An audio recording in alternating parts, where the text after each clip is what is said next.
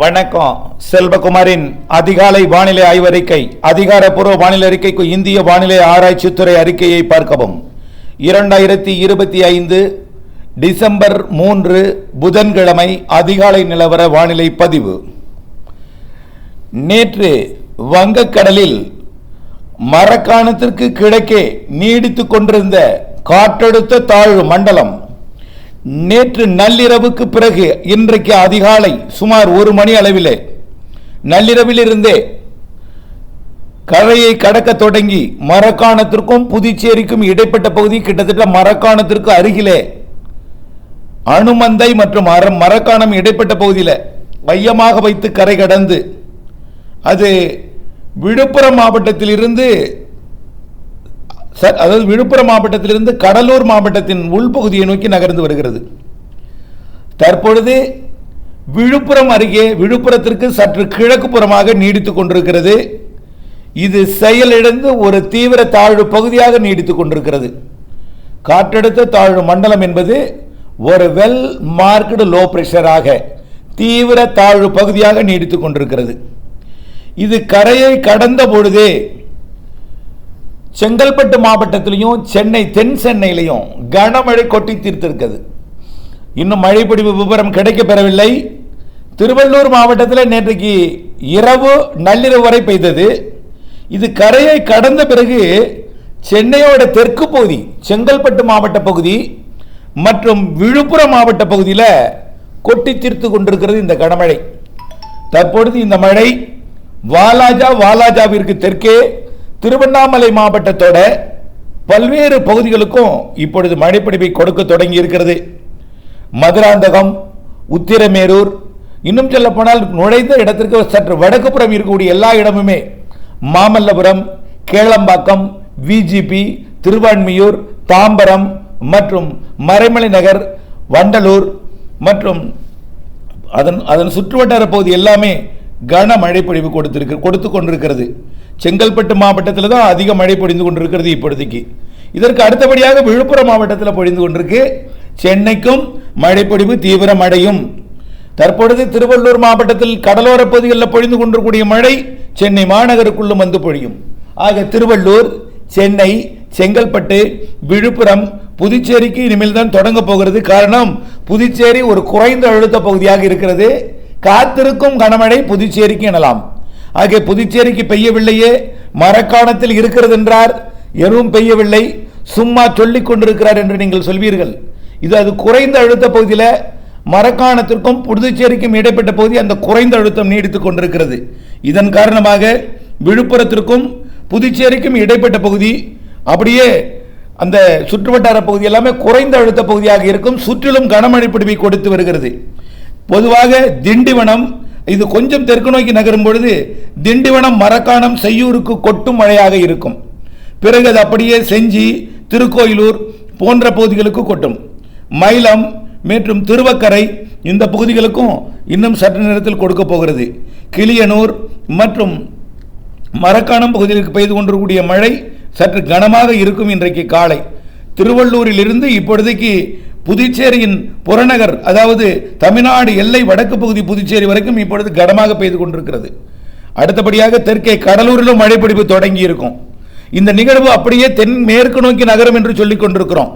தென்மேற்கு நோக்கி நகர நகர நகர கடற்காற்று எல்லா மாவட்டங்களுக்குமே நுழையும். திருவள்ளூர் முதல் புதுக்கோட்டை வரைக்கும் இன்றைக்கு மதியமே மழைப்பொழிவு நன்றாக தொடங்கிடும். இன்றைக்கு பள்ளிக்கு செல்லும் மாணவர்கள் கண்டிப்பாக உணவு இடைவேளையின் பொழுது மற்றும் கழிவறை செல்லும் பொழுது மாலை வீடு திரும்பும் பொழுது நனைய வேண்டிய நிலை இருக்கும் என்பதனால மேற்கண்ட மாவட்டங்களில் குடையுடன் செல்லுமாறு அன்போடு கேட்டுக்கொள்கிறேன். புதுச்சேரி, கடலூர் மற்றும் மயிலாடுதுறை, காரைக்கால், நாகப்பட்டினம், தஞ்சாவூர், திருவாரூர், அரியலூர், பெரம்பலூர், கடலூர் உள்பகுதி, திருவண்ணாமலை, திருப்பத்தூர், வேலூர், ராணிப்பேட்டை மற்றும் அதற்கு அடுத்தபடியாக இன்றைக்கு மாலை பள்ளி விடும் பொழுது கிருஷ்ணகிரி, தர்மபுரி மற்றும் சேலம், நாமக்கல், திருச்சி, அரியலூர், பெரம்பலூர் மற்றும் புதுக்கோட்டை, திண்டுக்கல் மாவட்டத்திலையும் பிறகு மாலைக்கு பிறகு அனைத்து தென் மாவட்டங்கள், மேற்கு தொடர்ச்சி மலை மாவட்டங்களுக்கும் கனமழை பொழிவை கொடுக்கும். இன்றைய கனமழை பொழிவு தற்பொழுது செங்கல்பட்டு விழுப்புரம் மாவட்டத்திற்கு சற்று அச்சுறுத்தலை கொடுத்துக் கொண்டிருக்கும். இதே அச்சுறுத்தல் தான் இன்னும் சற்று நேரத்தில் திருவண்ணாமலைக்கும் கொடுக்க போகிறது. இதே அச்சுறுத்தல் தான் அது விழுப்புரத்தின் உள்பகுதிகளுக்கும் கள்ளக்குறிச்சிக்கும் கொடுக்க போகிறது. ஆக அதற்கு பிறகு கடலூர், அதற்கு பிறகு அரியலூர், பெரம்பலூர், மயிலாடுதுறை, பிறகு திருவாரூர், தஞ்சாவூர், நாகப்பட்டினம், காரைக்கால், திருச்சி மற்றும் நாமக்கல், சேலம், கிருஷ்ணகிரி, தர்மபுரி, திண்டுக்கல், புதுக்கோட்டை மற்றும் கரூர், ஈரோடு, நீலகிரி, கோயம்புத்தூர், திருப்பூர் மற்றும் மதுரை, சிவகங்கை, ராமநாதபுரம், தேனி என்று அப்படியே படிப்படியாக தென் மாவட்டங்களுக்கு வந்துவிடும். இன்றைக்கு மாலைக்குள் தமிழ்நாட்டின் அனைத்து மாவட்டங்களுக்கும் மழை தொடங்கிவிடும். ஏற்கனவே திருப்பூர் மாவட்டத்தின் உடுமலைப்பேட்டை மற்றும் அதன் சுற்றுவட்டார பகுதியில் 3 சென்டிமீட்டர் முதல் 5 சென்டிமீட்டர் வரைக்கும் நேற்று இரவே மழைப்பொழிவை கொடுத்து விட்டது. அதேபோல டெல்டா மாவட்டங்களில் இன்னும் மழைப்பொழிவு விவரம் கிடைக்கப்பெறவில்லை. அதிகபட்சமாக 15 சென்டிமீட்டர் வரைக்கும் நேற்றைக்கு இரவு மழைப்பொழிவு கொடுத்திருக்கிறது. ஆக நேற்றைக்கு இரவு வேதாரண்யம் முதல் வடக்கே தரங்கம்பாடி வரையும், உள்ளே கும்பகோணம் மற்றும் அரியலூர் மாவட்ட எல்லை வரைக்கும், மேற்கே அப்படியே திருச்சி மாவட்டம் அன்பில், அதற்கு தெற்கே இருக்கக்கூடிய எல்லா புதுக்கோட்டை மாவட்ட பகுதிக்கும், அறந்தாங்கி மற்றும் அதன் சுற்றுவட்டார பகுதி ஆவுடையார் கோவில், மணமேல்குடி வரைக்கும் இந்த மழைப்பொழிவு கனமழைப்பொழிவாக நேற்றைக்கு கொடுத்தது. நேற்று இரவு இன்றைக்கும் இந்த மழைப்பொழிவு செயலிழந்து படிப்படியாக விழுப்புரம் மாவட்டத்திற்கு வந்திருக்கக்கூடிய இந்த நிகழ்வு பிறகு கடலூர் மாவட்டத்திற்கும், பிறகு அரியலூர் மாவட்டம், பெரம்பலூர் மாவட்டத்திற்கும், பிறகு அது அப்படியே திருச்சி மற்றும் தஞ்சாவூர் மாவட்டம் மற்றும் நாமக்கல் மாவட்டம், கரூர் மற்றும் திண்டுக்கல் மாவட்டம், புதுக்கோட்டை மாவட்டம் இடைப்பட்ட பகுதி வழியாக மேலும் செயலிழந்து தென்மேற்கு நோக்கி நகரும் என்பதனால கண்டிப்பாக அனைத்து மாவட்டங்களுக்கும் இன்றைக்கு மழை உறுதி. இந்த மழைப்பொழிவு இன்றைக்கு சென்னைக்கு தொடர்ந்து கொடுத்து கொண்டேதான் இருக்கும்.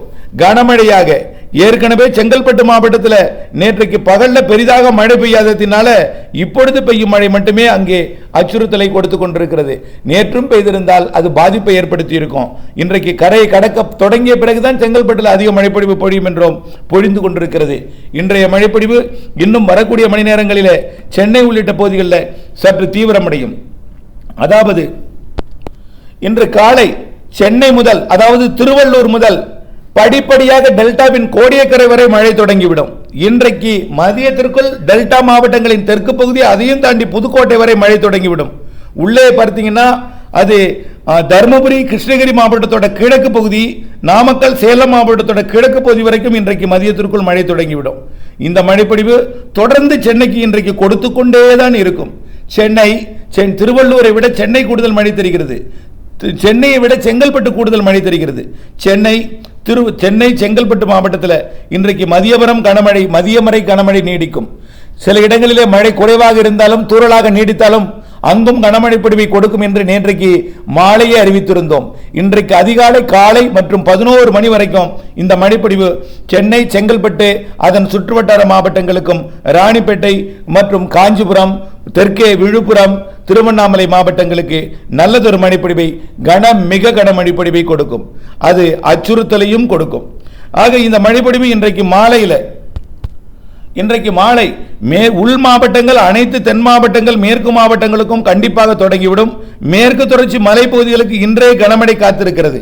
இன்றைக்கு மதியத்திற்கு பிறகு கேரள எல்லையோரத்தில் கேரளாவிற்கும், அதாவது வால்பாறை முதல் கன்னியாகுமரி வரைக்கும் உள்ள தென் மாவட்டங்களில் இந்த காற்று போய் மோதி, இந்த காற்றுனா மழையை ஏற்படுத்தக்கூடிய காற்று, புயல் அல்ல. இதுல எந்த காற்றும் இல்லை. விழுப்புரத்தில் இருக்கும் என்றாலும் அச்சப்படக்கூடாது.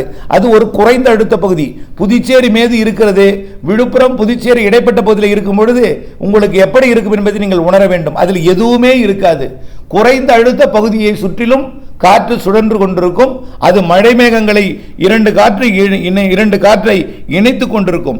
இந்த மழைப்பொழிவு நிகழ்வு தெற்கு தென்மேற்கு திசை நோக்கி நகர்ந்து திண்டுக்கல் மற்றும் தேனி, மதுரை, விருதுநகர், திருநெல்வேலி, கன்னியாகுமரி ஆகிய ராமநாதபுரம் உள்ளிட்ட ஒட்டுமொத்த எல்லா தென் மாவட்டங்களுக்கும், உங்கள் மாவட்டத்தின் பெயரை விட்டிருந்தாலும் அதையும் சேர்த்துக் கொள்ளுங்கள், தமிழ்நாட்டின் அனைத்து மாவட்டங்களுக்கும் இன்றைக்கு மாலையில் திருப்பூர் மாவட்டத்தின் தெற்கு பகுதி, கோயம்புத்தூர் மாவட்டத்தின் தெற்கு பகுதி, வால்பாறை முதல் திருநெல்வேலி வரைக்கும் உள்ள மேற்கு தொடர்ச்சி மலையில், அதாவது நாலுமுக்கு ஊத்து முதல் அப்படியே வால்பாறை வரைக்கும் இன்றைக்கு மாலை இரவிலே கனமழை காத்திருக்கிறது. கண்டிப்பாக இந்த மழைப்பொழிவு தொடர்ந்து இருந்து கொண்டே தான் இருக்கும். சென்னையில் இன்றைய மழைப்பொழிவு இரவு வரைக்கும் கொஞ்சம் இருக்க வாய்ப்பு இருக்கு. ஆனால் மதியம் வரைக்கும் தீவிரமாக இருக்கும்.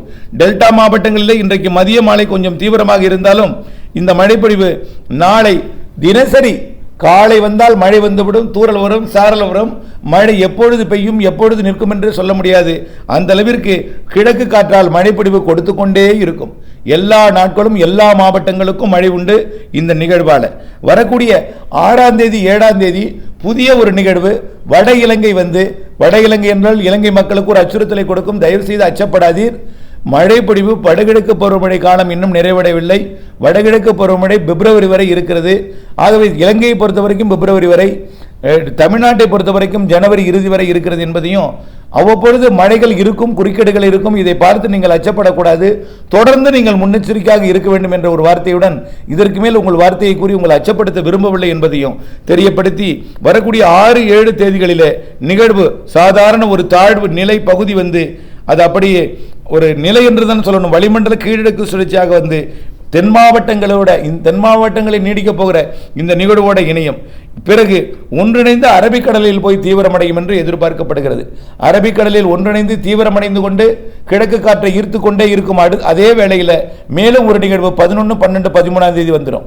ஆக அடுத்தடுத்த நிகழ்வு இலங்கை மற்றும் குமரி கடல் வழியாகவோ அல்லது இலங்கை ஊடாக தென் மாவட்டங்கள் ஊடாகவோ பயணிக்கும். எது எப்படியோ குமரிக்கடல் வழியாகத்தான் வரக்கூடிய 2 நிகழ்வும் இருக்கும் என்று எதிர்பார்க்கப்படுகிறது. வரக்கூடிய 18ஆம் தேதி வரை 2 நிகழ்வு இருக்கு. இப்பொழுது இருக்கக்கூடிய நிகழ்வு இல்லாமல் மேலும் 2 நிகழ்வு, இதோடு சேர்த்தால் 3 நிகழ்வு இருக்கும். ஆக வரக்கூடிய 18ஆம் தேதிக்குள் 3 நிகழ்வு இருக்கிறது. இந்த 3 நிகழ்வில் இப்பொழுது கரை கடந்து அது குமரி கடலுக்கு அப்பால், அதாவது தென் கிழக்கு அரபிக்கடல் கேரள பகுதிக்கு செல்லும் பொழுது புதிய நிகழ்வும் இணைந்து கொண்டு அரபிக்கடலில் தீவிரமடையும். அதற்கு அடுத்த நிகழ்வும் குமரி கடற்பகுதியில் தான் வரும் என்று எதிர்பார்க்கப்படுகிறது. இப்படி வரும்பொழுது தமிழ்நாட்டின் ஒட்டுமொத்த அனைத்து மாவட்டங்களுக்குமே நல்ல மழை தரும். இதுவரை மழையே தராத பிரச்சனை உள்ள பகுதிகள் திண்டுக்கல், திருப்பூர், கரூர் மற்றும் கோயம்புத்தூர், ஈரோடு மற்றும் புதுக்கோட்டை மற்றும் விருதுநகர், தேனி, மதுரை போன்ற பகுதிகளுக்கு எல்லாமே இந்த மழைப்பொழிவு சிறப்பானதொரு மழைப்பொழிவை கொடுக்கும்.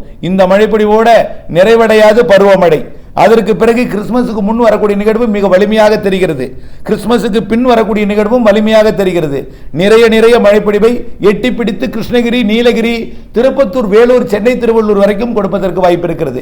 அதையும் தாண்டி பொங்கலுக்கும் இந்த வருடம் மழை இருக்கின்ற ஏற்கனவே சொல்லியிருப்பதில் எந்த மாற்றமும் இல்லை. ஜனவரி முதல் வாரத்தில் 1, 2வது வாரத்தில் பொங்கலில் 1, 3வது 4வது வாரத்தில் 1 என்று ஜனவரியிலும் மழை தொடர்கிறது. இதை குறிப்பிடுவதற்கான காரணம் தொடர்ந்து முன்னெச்சரிக்கை இருக்க வேண்டும். தொடர்ந்து இந்த மழை எதிர்பார்ப்பு மற்றும் குளம் நிரம்பவில்லையே என்று எதிர்பார்க்கக்கூடிய மாவட்டங்களுக்கு இது ஒரு நம்பிக்கையாக இருக்கும் என்பதற்காக இந்த தகவலை தெரிவிக்கிறேன்.